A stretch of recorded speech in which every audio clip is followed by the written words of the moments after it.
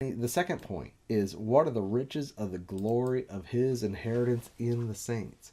So the Father has an inheritance that he wants us to know about. And yes, he's already talked about our inheritance. In him we've obtained an inheritance, being predestinated according to the purpose of him who works all things according to the counsel of his own will, that we should be to the praise of the glory who first trusted in Christ. That's true. When we will be to the praise of his glory, well, that kind of alludes to this idea that the Father has an inheritance. What are the riches of the glory of his inheritance in the saints?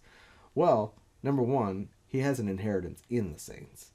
And I would say that that inheritance is not just the saints themselves. It's not me. It's not the earthen vessel, the one that was born in 1973 and lived his life and then received Jesus and went to heaven and, oh, isn't God blessed? He has me. That's not it. It is that the riches of the glory of the inheritance that is in the saints is what he's inheriting.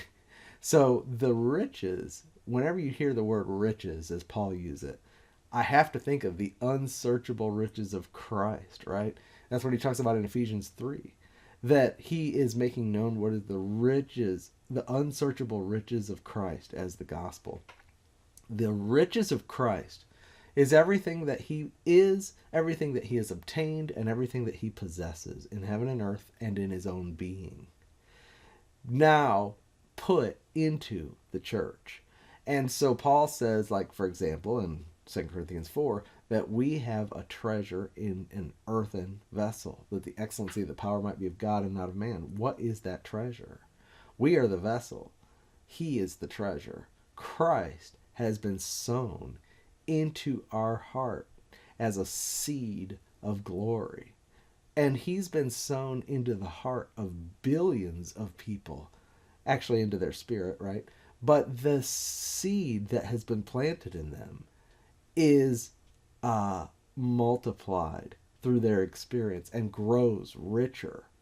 So in my experience of Christ, in all the ways I've come to know him, in all the ways he's had opportunity to gain me, and all the ways that he's had the ability to create room in me by carving out something of the old self and replacing it with himself, all of that is an increasing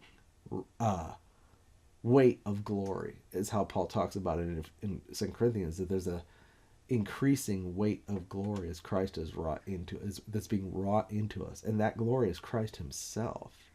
So the riches of the glory of God's inheritance are the increase of Christ in us.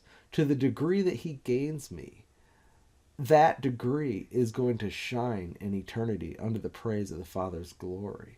And this is Christ. He is multiplied and increasing and enlarged and expanding in his church. He has enlightened us and has gained us more and more, a little and a little and a little, and is building himself into us. And all of that is an accumulated experience. All of these accumulations of the experience of Christ are going to be brought back to the Father as a harvest from the seed he sowed and as an inheritance. So this is the riches of the glory of his inheritance in the saints. We're not the only one headed for an inheritance. The Father is looking forward to his inheritance too. You say, "Oh Lord," I say, "Lord, when will you come? I long for my inheritance." Father's like, "I long for my inheritance too." I want my son expanded and glorified in his many children who are his expression.